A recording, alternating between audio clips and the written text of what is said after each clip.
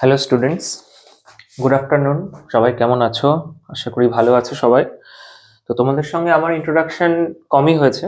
আজকে আমরা সেই ইন্ট্রোডাকশন একটু করে নিই, তারপরে আমরা আজকে মেকানিক্সের সিলেবাসে কি কি আছে সেটা সম্পর্কে আলোচনা করব। আমার নাম রাহুল খান। আমি আপাতত সিভিল ইঞ্জিনিয়ার হিসেবে রয়েছি, কলকাতা পৌরসভাতে আছি। তো তোমাদের আজ থেকে মেকানিক্স এবং ফিজিক্সের ক্লাস সেকেন্ড সেমিস্টারে সেটা আমি নেব। আশা করি I can make it interesting for you. তো আমরা যেটা পড়বো সেটা হচ্ছে ইঞ্জিনিয়ারিং মেকানিক্স। তো ইঞ্জিনিয়ারিং মেকানিক্সকে আমরা সংক্ষেপে ইমেকও বলে থাকি। এই ইমেক হচ্ছে এমন একটা সাবজেক্ট যেটা তোমাকে ইঞ্জিনিয়ারিং এর একদম বেসিক স্টেপে করতে হয়। তো something like a steps for you. তো এটা তোমাদের ইঞ্জিনিয়ারিং এর প্রত্যেকটা ধাপে কাজে লাগবে। সে যে তুমি যে ইঞ্জিনিয়ারিং নাও না কেন, কেউ সিভিল নিয়ে থাকো, কেউ মেকানিক্যাল নিয়ে আছো, কেউ ইলেকট্রিক্যাল নিয়ে আসো, এটা কিন্তু বেস। এটা তোমার বেসকে তৈরি করবে এবং পরবর্তী তোমার স্ট্রিমে এটাকে এগোতে সাহায্য করবে। তো আমরা যদি সিলেবাসটার দিকে একটু ফোকাস করি, আমরা দেখতে পাচ্ছি আমাদের ইউনিট 1-এ আছে basic of mechanics and force system. তাহলে 1 নম্বর চ্যাপ্টারে আমাদের কি আছে? Basic of mechanics and force system. ঠিক আছে। 2 নম্বর চ্যাপ্টারে আমাদের রয়েছে মোমেন্ট অ্যান্ড কাপল। এই কাপেল কিন্তু তোমাদের জিএফ বিএফ নয়, এই কাপেল কিন্তু ফোর্সের কাপেল। তো সেটা সম্পর্কে আমরা আলোচনা করব। 3 নম্বর হচ্ছে কন্ডিশন অফ ইকুইলিব্রিয়াম।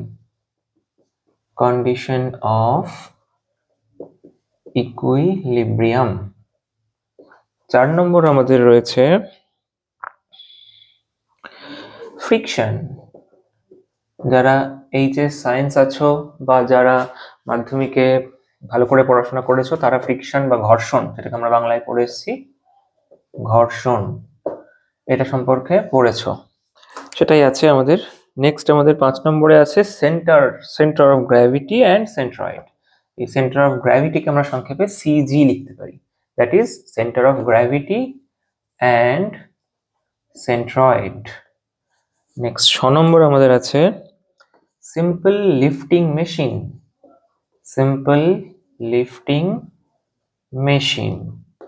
7 নম্বর আমাদের আছে motion in a plane.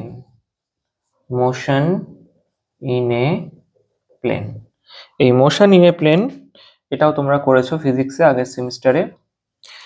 Next আমরা আসছি হচ্ছে পরের unit, that is work power energy.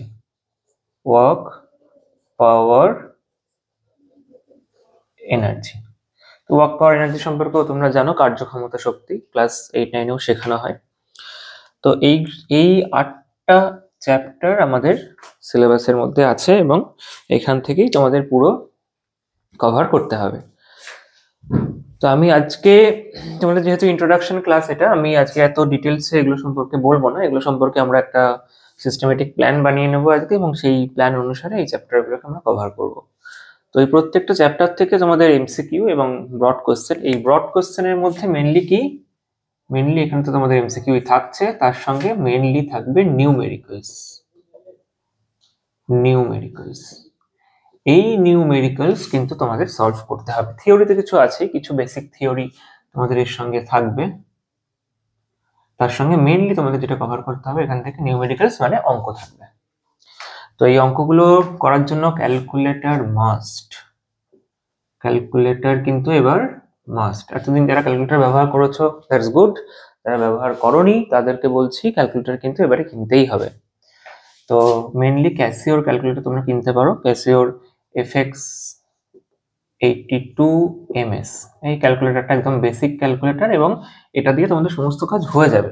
এর থেকে দামি প্রোগ্রামিং ক্যালকুলেটর আরো বিভিন্ন দামি আছে, কোনো প্রয়োজন নেই। FX82MS এই ক্যালকুলেটর তোমাদের সমস্ত ধরনের ইঞ্জিনিয়ারিং এর স্ট্রিম যেখানে আছো, ইলেকট্রিক্যাল, মেকানিক্যাল, সিভিল বা সিএসটি যাই থাকো না কেন, দিস ক্যালকুলেটর ইজ এনাফ।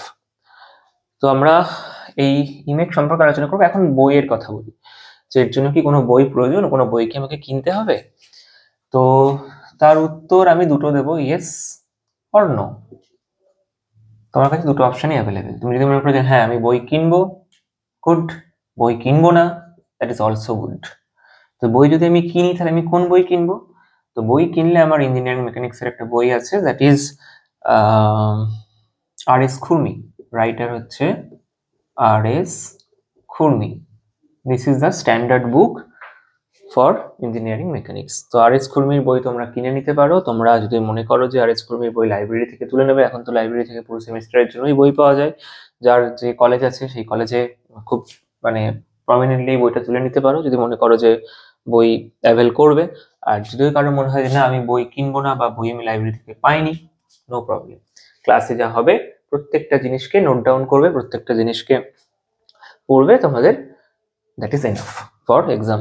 তারপরে তো আমরা সিস্টেমেটিক্যালি অনুসারে কোয়েশ্চেন এবং তার সলিউশন দিয়ে দেব। আচ্ছা, তো এটা হলো। এখন তোমাদের একটা কথা বলি, সেটা হচ্ছে এই যে সাবজেক্টগুলো আমরা, এই যে চ্যাপ্টারগুলো আমরা এখানে লিখেছি, প্রত্যেকটা চ্যাপ্টার কিন্তু প্রত্যেকটা চ্যাপ্টারের সঙ্গে কোরিলেটেড। যেমন ফোর্স সিস্টেম যদি আমি না বুঝি, আমি কিন্তু মোমেন্ট বুঝতে পারবো না। আমি যদি মোমেন্ট না বুঝি, আমি কিন্তু ইকুইলিব্রিয়ামের কন্ডিশন বুঝতে পারবো না। ঠিক সিমিলার ওয়েতে friction, centre of gravity, machine, হ্যাঁ, মোশন ইন এ প্লেন, এই প্রত্যেকটা চ্যাপ্টারের সঙ্গে কোরিলেটেড। তো প্রত্যেকটা চ্যাপ্টার আমরা কভার করবো এবং প্রত্যেকটা চ্যাপ্টার তোমরা নোট ডাউন করবে খাতায়। খুব শীঘ্রই তোমাদের ক্লাস শুরু হলেই আমরাও লাইভ ক্লাসে চলে যাব। তো লাইভ ক্লাসে আমরা তোমাদের কোয়েশ্চেনগুলো সলভ করবো। আমরা এখানে বিভিন্ন ধরনের নিউমেরিক্যালস নিয়ে আলোচনা করবো এবং তোমাদের কলেজ থেকে যদি কোনো অ্যাসাইনমেন্ট দিয়ে থাকে বা কোনো প্রবলেম দিয়ে থাকে, সেই প্রবলেমগুলো তোমরা আমাদেরকে আমাদের হোয়াটসঅ্যাপ গ্রুপ বা আমাদের যে টেলিগ্রাম চ্যানেল আছে সেখানে তোমরা পাঠিয়ে দিতে পারো। আমরা সেগুলোকে লাইভ ক্লাসে সলভ করে দেবো এবং তোমরা সেগুলোকে খাতায় কিন্তু নোট ডাউন করবে, দ্যাট ইজ ম্যান্ডেটরি। এবং লাইভ ক্লাস আমি বলবো আমাদেরকে ইনফর্ম করে দেবো, আমরা গ্রুপে ইনফর্ম করে দেবো এবং আমরা ইউটিউবেও নোটিফিকেশন দিয়ে দেবো প্রত্যেককে সাবস্ক্রাইব করে রাখো যাতে নোটিফিকেশনটা পেয়ে যাও যে কবে কখন আমরা লাইভ ক্লাস করাচ্ছি। বিকজ লাইভ ক্লাসে কিন্তু সব ধরনের কোয়েশ্চেন নিয়ে যার যা কোয়ারিজ আছে সব কোয়ারিজ নিয়ে আলোচনা করা হবে। আচ্ছা, তো আজকে আমরা তো এই চ্যাপ্টারগুলো সম্পর্কে শুনলাম এবং জানলাম যে এই কটা ইউনিট আমাদের আছে। তো আমরা সামান্য একটু জাস্ট তোমাদেরকে ধারণা দেওয়ার জন্য যে কি পড়তে হবে, কি করতে হবে। ইঞ্জিনিয়ারিং মেকানিক্স এই ব্যাপারটা সবার কাছেই নতুন। তো কি পড়তে হবে, কি করতে হবে, এতদিন পর্যন্ত ফিজিক্স, কেমিস্ট্রি, ম্যাথমেটিক্স ছিল যেগুলো আমরা এইচএসে পড়ে এসেছি, কম বেশি যে মাধ্যমিকেও পড়ে এসেছি। তো প্রত্যেকের কাছে কিছু না কিছু জানা ব্যাপারটা ছিল। এইবার কিন্তু এই জিনিসটা সম্পূর্ণ নতুন, প্রত্যেকের কাছেই নতুন। সেটা যে ফিজিক্স ব্যাকগ্রাউন্ড, যে সায়েন্স ব্যাকগ্রাউন্ড থেকে আসছে তার কাছেও নতুন, যে আর্টস ব্যাকগ্রাউন্ড থেকে আসছে বা মাধ্যমিক স্ট্যান্ডার্ড থেকে আসে তার কাছেও নতুন। তো আমরা একটু আলোচনা করি প্রথম চ্যাপ্টারটা সম্পর্কে। যদিও আমরা আজকে ক্লাস করছি না, আমরা জাস্ট আলোচনা করছি।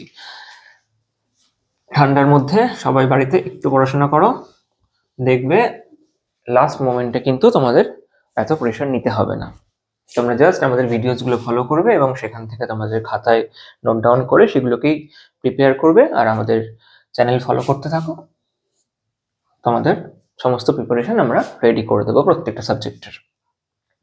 তো ইঞ্জিনিয়ারিং মেকানিক্স নিয়ে ভয় পাওয়ার কিছু নেই, it is most easiest subject. ঠিক আছে, তো প্রথমেই আমরা চলে আসি আমাদের প্রথম chapter, that is basic of mechanics and force system. ঠিক আছে, তো বেসিক অফ মেকানিক্সটা বেশ কিছুটা থিওরি আছে, আমি সেটা সম্পর্কে পরের ক্লাসে বলবো এবং সেখানে আমরা কিছু থিওরি লিখিয়েও দেবো, কিছু ইউনিট আছে তার ডেফিনেশন আছে সেগুলো আমরা লিখিয়ে দেবো। আমি আপাতত চলে যাচ্ছি ফোর্স।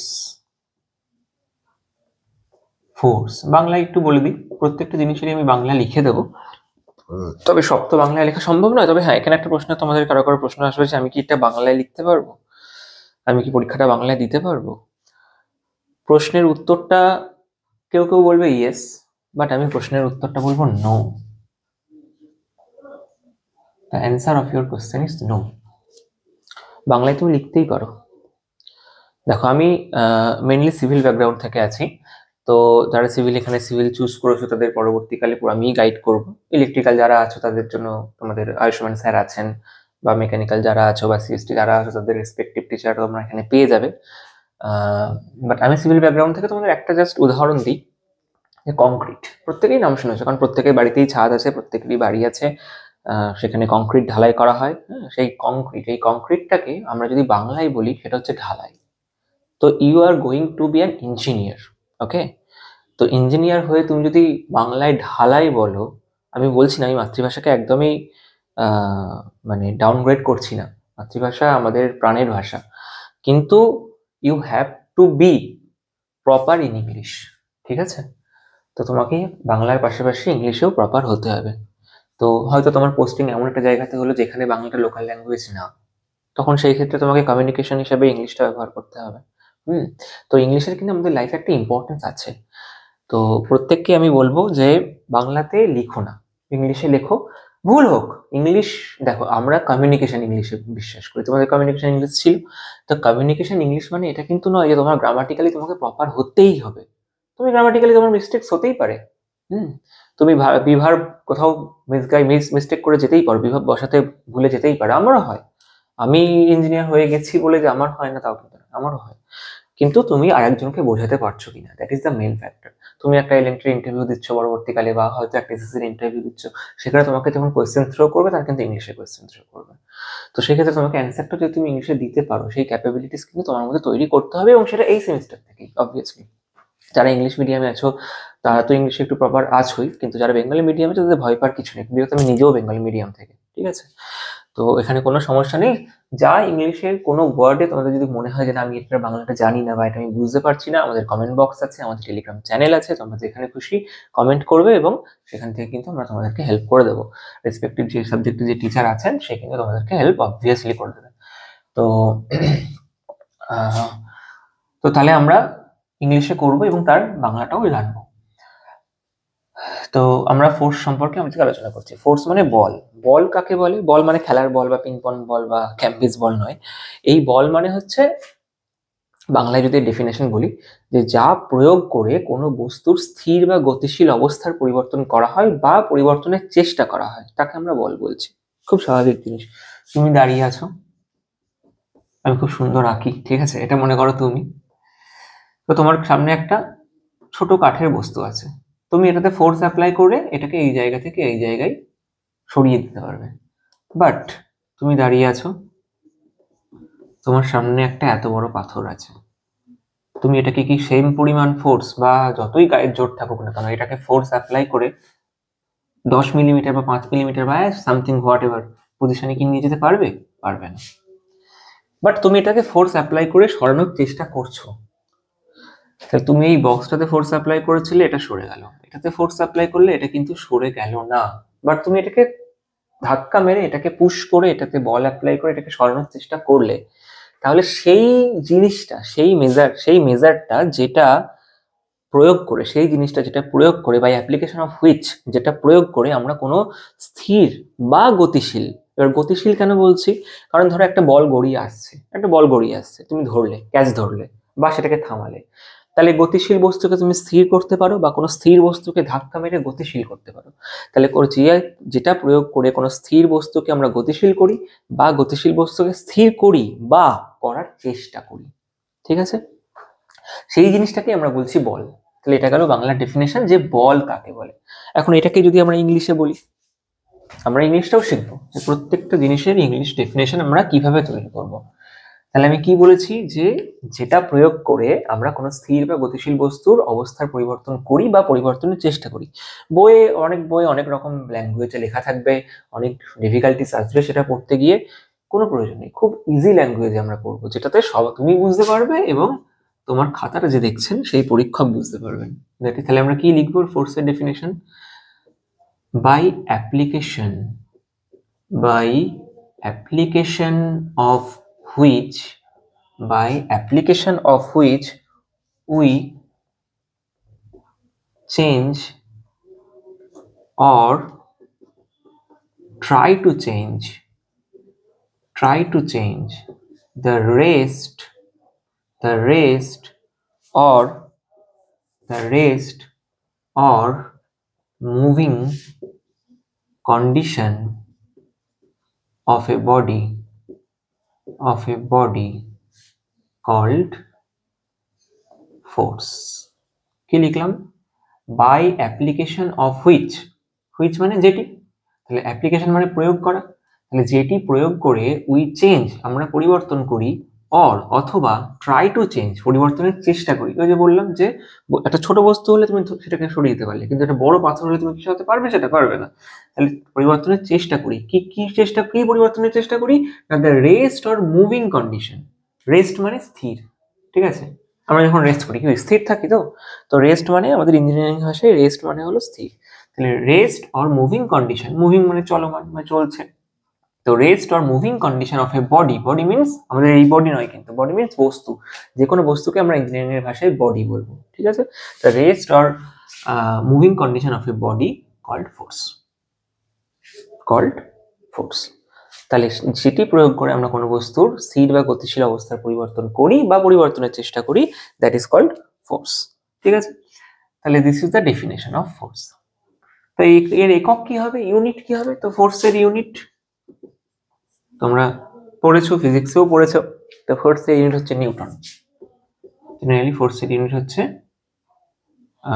নিউটন, ঠিক আছে? এটাকে আমরা কিলো নিউটনও বলতে পারি, মেগা নিউটন বলতে পারি, গিগা নিউটন বলতে পারি। তো আমরা কনভার্সনে যাবো, এগুলো আমরা যখন অঙ্ক করবো তখন তার কনভার্সনে যাব। আচ্ছা, তাহলে আমরা ফোর্স শিখলাম, তাই তো? এটা গেল ফোর্স সিস্টেম। তো এরকম বিভিন্ন ফোর্স সিস্টেম আছে এবং এই ফোর্সগুলো নিয়ে আমরা আলোচনা করব প্রথম চ্যাপ্টারে, ঠিক আছে? আমরা একটা সেকেন্ড চ্যাপ্টার সম্পর্কে যাই। আমরা আজকে জাস্ট ডেফিনেশন শিখবো, যে প্রত্যেকটা জিনিসের ডেফিনেশন কি। নেক্সট আমরা শিখি একটু moment, that is moment, just introduction, প্রত্যেকটা জিনিসের জাস্ট ইন্ট্রোডাকশন। মোমেন্ট, এই মোমেন্ট জিনিসটা কি?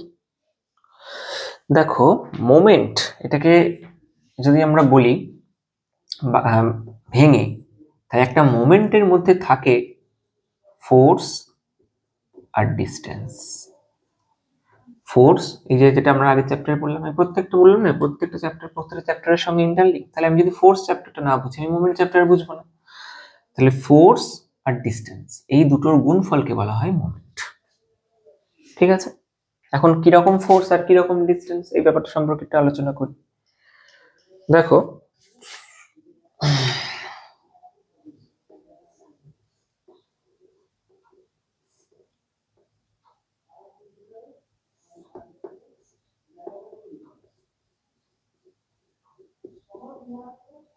just think, this is a door, this is a door, এটা একটা দরজার পাল্লা, ঠিক আছে? তো এই দরজার পাল্লাতে যদি আমরা দরজার পাল্লার এই জায়গাটাই ধাক্কা দিই, দরজার পাল্লার যদি আমি এই কোণাটায় ধাক্কা দিই, দরজার পাল্লাটা কি হবে, এদিকে ঘুরে যাবে, ঘুরে দরজার পাল্লাটা বন্ধ হয়ে যাবে। ঠিক উল্টো ভাবে যদি আমি এদিক থেকে ধাক্কা দিই, দরজার পাল্লাটা এদিকে ঘুরবে, ঘুরে এদিকে খুলে যাবে, তাই তো? তাহলে দরজার পাল্লাটা কি হচ্ছে, এই যে জয়েন্টটা আছে, এই যে দেওয়ালের সঙ্গে যে জয়েন্টটা আছে, এই জয়েন্টটাকে কেন্দ্র করে দরজার পাল্লাটা এদিকে বন্ধ হচ্ছে বা এদিকে খুলছে, তাই তো? তাহলে এই জয়েন্টে যে জিনিসটা তৈরি হচ্ছে, এই জয়েন্টে যে ঘূর্ণনটা তৈরি হচ্ছে, দ্যাট ইজ কল্ড মোমেন্ট। তাহলে এই জয়েন্টে যেটা তৈরি হচ্ছে সেটা হচ্ছে মোমেন্ট। এখন এই জয়েন্টে কতটা মোমেন্ট তৈরি হচ্ছে, আমি কি বলেছি, মোমেন্ট মানে কি, ফোর্স আর ডিস্টেন্সের গুণফল। এখন কোন ফোর্স, এই যে ফোর্সটা আমি এখান থেকে দিয়েছিলাম, দরজার কোণায় গিয়ে আমি যে ফোর্সটা দিয়েছিলাম, ধরো আমি 5 কিলো নিউটন ফোর্স দরজার কোণায় গিয়ে দিয়েছিলাম, দরজার কোণায় দিয়ে আমি 5 কিলো নিউটন ফোর্স দিয়েছিলাম, এবং আমার দেওয়া এই যে ফোর্স আর এই যে দরজা যেখানে দেওয়ালের সঙ্গে জুড়ে আছে, এই দুটোর মধ্যে একটা দূরত্ব আছে, তাই তো? সেই দূরত্বটা কত না, দরজাটা যতটা লম্বা ততটাই হচ্ছে তার দূরত্ব, লম্বা বলবো চওড়া, ততটাই হচ্ছে তার দূরত্ব। তাহলে আমি মনে করি সাপোজ দূরত্বটা হচ্ছে 2 মিটার। তাহলে আমার মোমেন্ট কত তৈরি হলো, ফোর্স হচ্ছে 5 কিলো নিউটন, আর আমার এই ফোর্সের লাইন থেকে এই দরজার যে জয়েন্ট, সেই জয়েন্টের দূরত্ব হচ্ছে 2 মিটার। তাহলে আমার মোমেন্ট তৈরি হলো, ফোর্স হচ্ছে 2 কিলো নিউটন আর ডিস্টেন্স হচ্ছে 2 মিটার। তাহলে গুণ করলে কত হয়ে গেল, 4 ইউনিট কি হয়ে গেল, এখানকার কিলো নিউটন আর এখানকার মিটার নিয়ে কিলো নিউটন মিটার। তাহলে এই 4 কিলো নিউটন মিটারটাই হচ্ছে আমার মোমেন্ট। এখন তাহলে মোমেন্ট কি হতে পারে, মোমেন্টের দুটো ডাইরেকশন হতে পারে। আমি এই যে চিহ্ন দিয়েছিলাম, যখন এদিক দিয়ে ধাক্কা দিচ্ছিলাম এদিকে ঘুরছিল, যখন এদিক দিয়ে ধাক্কা দিচ্ছিলাম এদিকে ঘুরছিল। তাহলে এই যে ঘোরা, এদিকে ঘোরা বা এদিকে ঘোরা, এই ঘোরার ডাইরেকশনটাকে আমরা সবসময় ঘড়ির কাঁটার ডাইরেকশনের সঙ্গে কম্পেয়ার করি, যে ঘড়ির কাঁটার দিকে ঘুরছে নাকি ঘড়ির কাঁটার বিপরীত দিকে ঘুরছে। তাহলে আমাদের মোমেন্টটা ঘড়ির কাঁটার দিকে হতে পারে, যেটাকে আমরা পজিটিভ মোমেন্ট বলবো। মোমেন্টটা ঘড়ির কাঁটার বিপরীত দিকেও হতে পারে, যেটাকে আমরা নেগেটিভ মোমেন্ট বলবো। ঘড়ির কাঁটার দিকে ঘুরলে সেই মোমেন্টটার চিহ্ন আমরা প্লাস দেবো বা সেটাকে আমরা পজিটিভ মোমেন্ট বলবো, আর ঘড়ির কাঁটার বিপরীত দিকে ঘুরলে আমরা সেটাকে অ্যান্টি ক্লকওয়াইজ বা নেগেটিভ মোমেন্ট বলবো। ক্লিয়ার? আচ্ছা, তাহলে আমরা এটা বুঝলাম যে এটা যদি একটা পয়েন্ট হয় এবং কোনো একটা ফোর্স যদি এখান দিয়ে কাজ করে, তাহলে এই ফোর্স থেকে এই পয়েন্টের যে দূরত্ব, এখন তুমি বলতেই পারো যে এই দূরত্বটা আমার কেমন দূরত্ব হতে হবে। এই দূরত্বটা আমার সবসময় এই অ্যাঙ্গেলটা 90 ডিগ্রি হতে হবে, মানে এই দূরত্বটাকে লম্ব দূরত্ব হতে হবে, দ্যাট ইজ পারপেন্ডিকুলার ডিস্টেন্স। তাহলে আমরা মোমেন্ট মানে বলতে পারি ফোর্স ইন্টু ডিস্টেন্স। কেমন টাইপের ডিস্টেন্স? Perpendicular distance. এই যে চিহ্ন দিলাম, এই এটাকে পারপেন্ডিকুলার চিহ্ন বলা হয়, ঠিক আছে? একটা লাইনের উপর আর একটা লাইন দাঁড়িয়ে আছে, দণ্ডায়মান। তো তাহলে ফোর্স মোমেন্ট মানে আমি কি বলতে পারি? ফোর্স ইন্টু পারপেন্ডিকুলার ডিস্টেন্স, ঠিক আছে? যেমন ধরো এখানে একটা বিন্দু আছে, এইভাবে ফোর্সটা গেল, তাহলে তাহলে ডিস্টেন্সটা কোথায় হবে? ডিস্টেন্সটাকে এরকম ভাবে এখানে ভাবে বেঁকে যাবে না। ডিস্টেন্স হচ্ছে এই লাইন, যে লাইনটা আছে, সরি, এই যে লাইনটা আছে, এই লাইনের ওপর এই বিন্দু থেকে কোনো লম্ব টানলে যে দূরত্বটা হচ্ছে সেই দূরত্বটা নিয়ে আমি কাজ করব। তাহলে এই ফোর্সের একটা মান থাকবে এবং এই বিন্দু থেকে তার একটা দূরত্ব থাকবে। কেমন দূরত্ব? লম্ব দূরত্ব। সেই দুটোর গুণফলই হবে এই বিন্দুতে এই ফোর্সের জন্য তৈরি হওয়া মোমেন্ট, ঠিক আছে? এইবার সেটা ক্লকওয়াইজ কিভাবে হবে, অ্যান্টি ক্লকওয়াইজ কিভাবে হবে, এগুলো সম্পর্কে আমরা যখন ডিটেলসে মোমেন্টের ক্লাস করব তখন আলোচনা করব। তাহলে আমরা প্রথম দুটো চ্যাপ্টার সম্পর্কে তার ইন্ট্রোডাকশন পেয়ে গেলাম। নেক্সট আমাদের আছে ইকুইলিব্রিয়াম। এই ইকুইলিব্রিয়াম কথাটার অর্থ কি? আচ্ছা, তোমরা এটা নোট ডাউন করতেও পারো, নাও করতে পারো, আমরা এর পরের ক্লাসে আমরা যাব, সেখানে তোমরা এটাকে নোট ডাউন করতে পারো, আমি আবার এগুলো করাবো। নেক্সট আমরা একটু বুঝি ইকুইলিব্রিয়াম। ইকুইলিব্রিয়াম, এই ইকুইলিব্রিয়ামকে বাংলায় বলা হয় সাম্যাবস্থা। ওকে, তো ইকুইলিব্রিয়ামকে আমরা বাংলায় বলছি সাম্যাবস্থা। তো এই সাম্যাবস্থা ব্যাপারটা কি? সাম্যাবস্থাকে বাংলায় সিলেবেল ভাগ করলে হয় সমান অবস্থা, তাই তো, বা একই অবস্থা। তার মানে ধরো এই মার্কারটা আমি বললাম যে স্থির অবস্থায় আছে, তাহলে আমার হাতের ওপর এটা রয়েছে, এটা স্থির অবস্থায় আছে, বা এটা মেঝেতে আমি ফেলে রেখেছি, এটা স্থির অবস্থায় আছে। তাহলে এটাকে স্থির অবস্থায় রাখার বেশ কিছু শর্ত আছে। কি কি শর্ত আছে? প্রথমত হয় এই মার্কারটার উপর কোনো বল প্রয়োগ হচ্ছে না, ওই যে ফোর্স আমরা পড়লাম, ফোর্স মানে বল, এই মার্কারটার উপর কেউ কোনো রকম ধাক্কা দিচ্ছে না, একদম এটা কোনো রকম ফোর্স বিহীন অবস্থায় বা বলবিহীন অবস্থায় আছে, তাহলে এটা ইকুইলিব্রিয়ামে থাকতে পারে। অথবা এর উপরে যা বল অ্যাপ্লাই হচ্ছে বিভিন্ন দিক থেকে, আমি মনে করি এটাকে 5 কিলো নিউটন বল দিয়ে ডান দিকে ঠেলছি, উল্টো দিক থেকে আরেকজন এটাকে 5 কিলোনিউটন বল দিয়ে আমার দিকে ঠেলছে, তাহলে আমি একজনের দিকে এটাকে 5 কিলোমিটার বল দিয়ে ঠেলছি, অন্য আর একজন ওদিক থেকে এটাকে 5 কিলোমিটার বল দিয়ে আমার দিকে ঠেলছে, ঠিক আছে? এদিক থেকে কেউ একজন 5 কিলোমিটার বল দিয়ে এদিক দিয়ে ঠেলছে, কেউ একজন এদিক দিয়ে ঠেলছে, কেউ একজন ওপর দিয়ে ঠেলছে, কেউ একজন নিচ দিয়ে ঠেলছে। এখন এই সমস্ত বলগুলো এর উপরে অ্যাপ্লাই হচ্ছে, বাট তবুও এটা স্থির অবস্থায় আছে। কি করে থাকতে পারে? যদি আমার দেওয়া বল আর ওদিক দিয়ে আসা বল সমান হয়, এদিক দিয়ে দেওয়া বল এদিক দিয়ে দেওয়া বল সমান হয়, নিচ দিয়ে দেওয়া বল উপর দিয়ে দেওয়া বল সমান হয় একে অপরের সঙ্গে, তাহলে এটা স্থির অবস্থায় থাকবে। বা এটাকে আমি মোমেন্ট দেওয়ার চেষ্টা করছি, এটাকে ঘোরানোর চেষ্টা করছি, এটাকে বেঁকানোর চেষ্টা করছি, অন্য আরেকজন উল্টো দিক দিয়ে বিপরীত মোমেন্ট দেওয়ার চেষ্টা করছে, আমি এটাকে ক্লকওয়াইজ মোমেন্ট দেওয়ার চেষ্টা করছি, কেউ এটাকে অ্যান্টি ক্লকওয়াইজ মোমেন্ট দেওয়ার চেষ্টা করছে, তাহলে এই দুটো মোমেন্ট একে অপরকে কি করবে? ডিমিনিশ করে দেবে, একে অপরকে নিউট্রালাইজ করে দেবে, একে অপরকে ক্যান্সেল করে দেবে।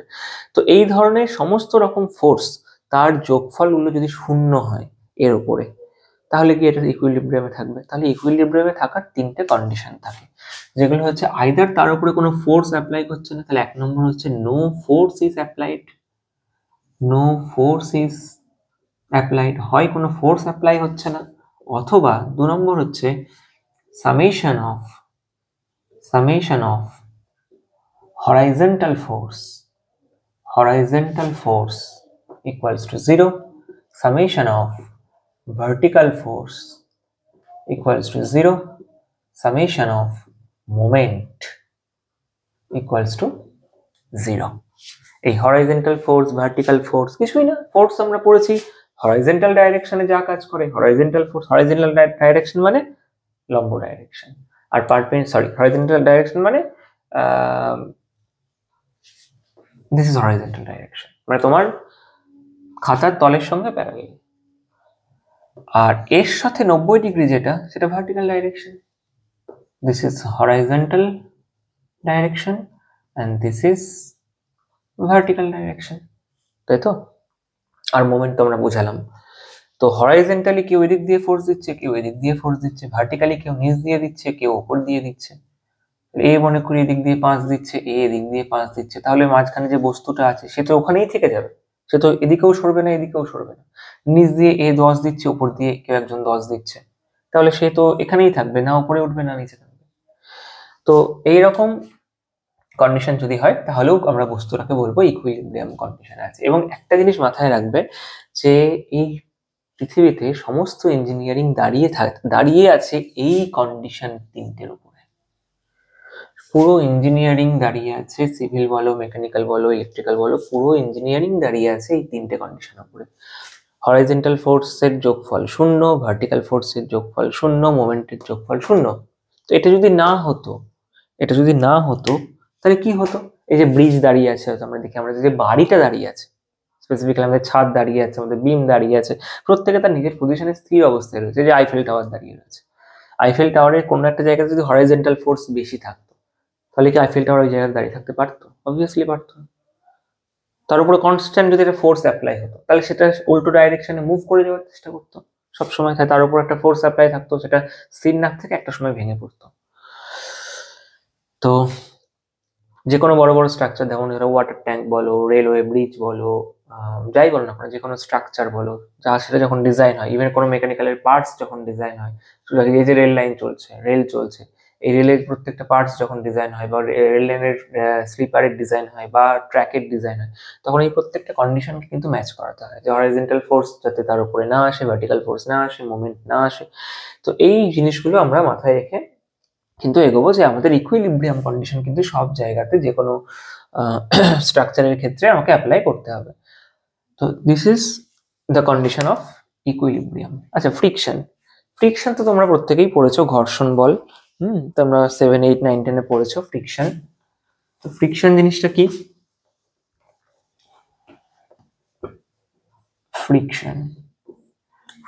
ফ্রিকশনের বাংলা আমি কি বললাম? ঘর্ষণ, তাই তো? খুব সহজ উদাহরণ দিই, এই যে আমি লিখছি, এই যে মার্কার দিয়ে আমি লিখছি, এখানেও কিন্তু ঘর্ষণ বল কাজ করছে। তাহলে এই পুরো পৃথিবীতে প্রত্যেকটা জায়গায়, প্রত্যেকটা অবজেক্টের সাথে ঘর্ষণ বল কিন্তু কাজ করছে। এই যে আমরা হাঁটতে চলতে পারছি, এটাও ঘর্ষণ বলের জন্য। দেখো, স্লিপারি মেঝে যদি হয়, হ্যাঁ, যেখানে জল পড়ে আছে বা তেল পড়ে আছে, সেখানে আমাদের হাঁটতে অসুবিধা হয়। কেন?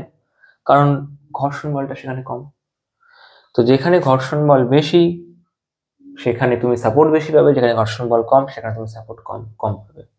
তো ফ্রিকশনের কিছু অ্যাডভান্টেজ আছে, কিছু ডিসঅ্যাডভান্টেজ আছে। ফ্রিকশনের ফলে যেমন বল বিয়ারিং, আমরা যে গাড়ির চাকা, সেখানে বল বিয়ারিং ব্যবহার করা হয় ফ্রিকশনটা কমানোর জন্য। তো এই ফ্রিকশনের অ্যাডভান্টেজ ডিসঅ্যাডভান্টেজ সম্পর্কে আমরা সিলেবাস বা চ্যাপ্টার পড়তে গিয়ে আলোচনা করব। তো এটা হচ্ছে ফ্রিকশন। তো ফ্রিকশন জিনিসটা বলতে আমরা কি বুঝি? না, এটা একটা বস্তু, মনে করো একটা তলের উপরে দাঁড়িয়েছিল, এটাকে ধাক্কা দেওয়া হলো, ধাক্কা দেওয়ার ফলে এটা ডান দিকে সরে যাওয়ার চেষ্টা করছে, তার ফলে ফ্রিকশনটা কোন দিকে কাজ করছে? উল্টো দিকে।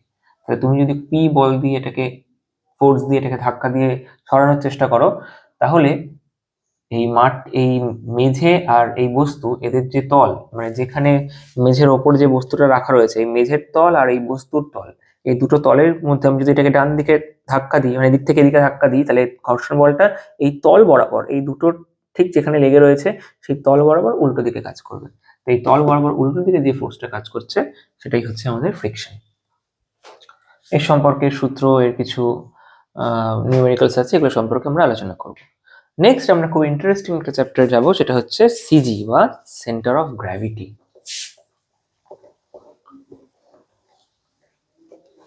সিজি বা সেন্টার অফ গ্র্যাভিটি। একটা উদাহরণ দিই, জানি না কতজনে দেখেছো, বাট পুতুলের দোকানে দেখবো অনেক সময় এরকম একটা পুতুল কিনতে পাওয়া যায়। খুব সুন্দর আঁকি, খুব সুন্দর একে একটা হাঁস এঁকে ফেলেছি আমি। এরকম একটা লম্বা, বেশ লম্বা, মানে মোটামুটি তোমার হাইটের মতো লম্বা বা তোমার বুকের মতো লম্বা, এতটা হাইটের একটা পুতুল কিনতে পাওয়া যায়। যে পুতুলটাকে তুমি যতবারই ধাক্কা মেরে নিচে ফেলে দাও না কেন, সেটা আবার তার আগের জায়গায় ফিরে আসে। ঠিক আছে, তো এটা কেন হয়? কারণ এই বস্তুটার সেন্টার অফ গ্র্যাভিটি বা ভর কেন্দ্র, এটাকে বাংলায় আমরা বলতে পারি ভর কেন্দ্র, এমন একটা ভাবে এই নিচের দিকে সেট করা থাকে যে বস্তুটা আবার তার আগের কন্ডিশনে ফিরে আসার চেষ্টা করে এবং নিজে নিজেই সেটা করতে পারে। তো এইভাবে আমরা কোনো বস্তুর ভর কেন্দ্র কোথায় থাকে সেটা সম্পর্কে আলোচনা করব এই সেন্টার অফ গ্র্যাভিটি চ্যাপ্টারে। বিভিন্ন ধরনের শেপ, যেমন আমরা যে সমস্ত শেপগুলো নিয়ে আলোচনা করি, সেটা রেক্ট্যাঙ্গেল হতে পারে, ট্রায়াঙ্গেল হতে পারে, সার্কেল হতে পারে, ট্র্যাপিজয়েডাল হতে পারে, এরকম বিভিন্ন শেপ, তার সেন্টার অফ গ্র্যাভিটি কোথায় থাকে। বা কোনো 3D অবজেক্ট, যেমন ধরো কোন, শঙ্কুর যে পোর্শনটা শঙ্কুর মতো দেখতে, বা শঙ্কু কোন, মোচার যে উপরের পোর্শনটা সেটা কোন, বা একটা হেমিস্ফিয়ার মানে একটা উল্টানো বাটি, হ্যাঁ, বা একটা গোলক, বৃত্ত নয় কিন্তু গোলক মানে বল, তার সেন্টার অফ গ্র্যাভিটি, এই সমস্ত প্রত্যেকটা জিনিসের সেন্টার অফ গ্র্যাভিটি কোথায় থাকে এবং কোথায় কি কাজে লাগে সেটা সম্পর্কে কিন্তু আমাদের আলোচনা করতে হবে এই চ্যাপ্টারে। সিম্পল লিফটিং মেশিন, এই লিফটিং মেশিন ব্যাপারটা কি? লিফটিং মেশিন ব্যাপারটা কি? লিফটিং মেশিন, তো মেশিন তো সবাই জানো। এখন লিফট, লিফট মানে কি? তোলা, তাই না? লিফট মানে হচ্ছে সরি, লিফট মানে হচ্ছে তোলা। এখন আমরা সবাই দেখেছি বাড়িতে আগেকার দিনে কি হতো, অনেকের বাড়িতে এখনো আছে, কি করা হতো না, কুয়ো থেকে জল তোলা হতো, তাই না? কুয়ো থেকে জল তোলা হতো, হতো তো। এরকম একটা দড়ি সিস্টেম থাকতো এবং একটা চাকা থাকতো, সেই চাকার মধ্যে দিয়ে বালতি জলের মধ্যে ডুবিয়ে দেওয়া হতো এবং এটাকে টেনে এখানে ফোর্স অ্যাপ্লাই করে এটাকে তোলা হতো।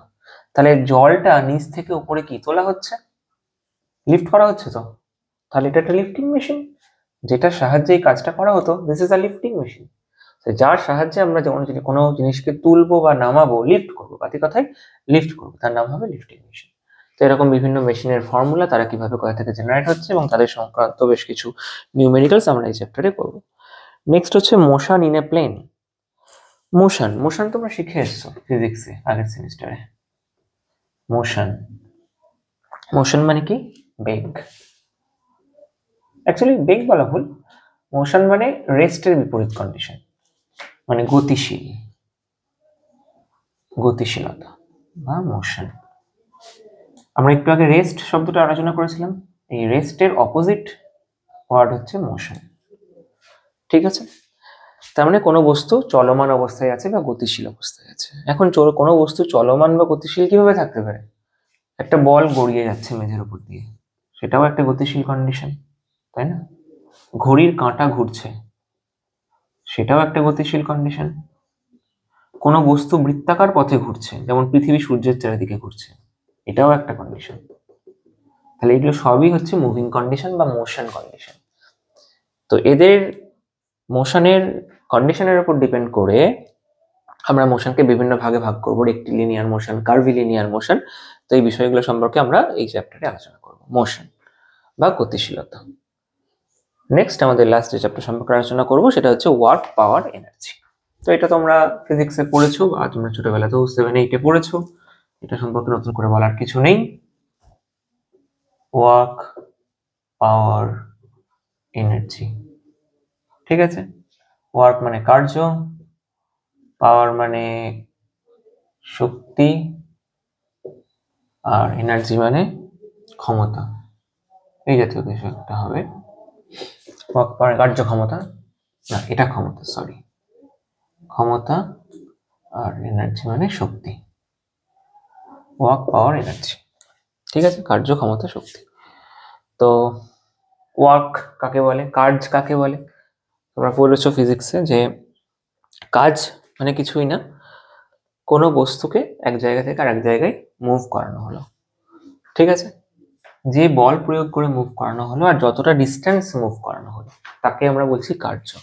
তাহলে ওয়ার্ক মানে আমি বলতে চাইছি ফোর্স ইন্টু ডিস্টেন্স। এবার তুমি বলতেই পারো যে স্যার একটু আগেই তো আপনি বললেন যে ফোর্স ইন্টু ডিস্টেন্স মানে হলো মোমেন্ট। আগে মোমেন্টের চ্যাপ্টারে আপনি বললেন যে ফোর্স ইন্টু ডিস্টেন্স মানে হলো মোমেন্ট, আবার এখন বলছেন যে ফোর্স ইন্টু ডিস্টেন্স মানে হলো কার্য। কি করে সম্ভব? দেখো, এটাও কারেক্ট, এটাও কারেক্ট, এটাও কারেক্ট এবং এটাও কারেক্ট।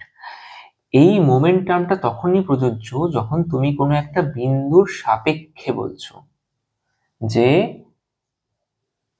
এই একটা ফোর্স এবং এটা হচ্ছে সেখান থেকে তার ডিস্টেন্স, তাহলে এই বিন্দুর সাপেক্ষে বা এই বিন্দুতে, স্পেসিফিক্যালি ওই বিন্দুতে এই ফোর্সটা কতটা মোমেন্ট তৈরি করছে। কিন্তু এই ওয়ার্কের ক্ষেত্রে এখানে একটা বডি ছিল, তুমি এটাতে 5 কিলো নিউটন ফোর্স দিলে, বডিটা এখান থেকে এখানে সরে গেল, এটা 2 মিটার সরে গেল, তাহলে এখানে ওয়ার্ক কতটা হলো? 5 into 2, that is 10 kilo newton metre. ঠিক আছে, দিস ইজ ওয়ার্ক।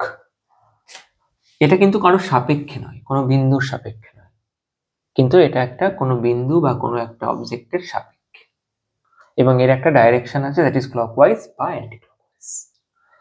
সেটা আমরা আলোচনা করব মোমেন্টের চ্যাপ্টারে।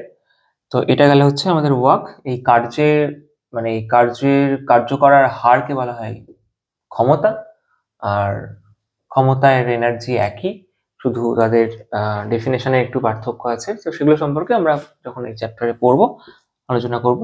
ছোট ছোট অঙ্ক এখান থেকে আছে। আচ্ছা, তাহলে এই প্রত্যেকটা চ্যাপ্টারেই কিন্তু আমাদের নিউমেরিক্যালস রয়েছে, প্রত্যেকটা চ্যাপ্টার নিউমেরিক্যালস রয়েছে, এবং সেই জন্য কোনো চ্যাপ্টারই কিন্তু এখান থেকে বাদ দেওয়া যাবে না। প্রত্যেকটা চ্যাপ্টার আমাদের পড়তে হবে, এবং সেগুলো সম্পর্কে তাদের কিছু থিওরি আছে, সেই থিওরিগুলো সম্পর্কে আমরা আলোচনা করব।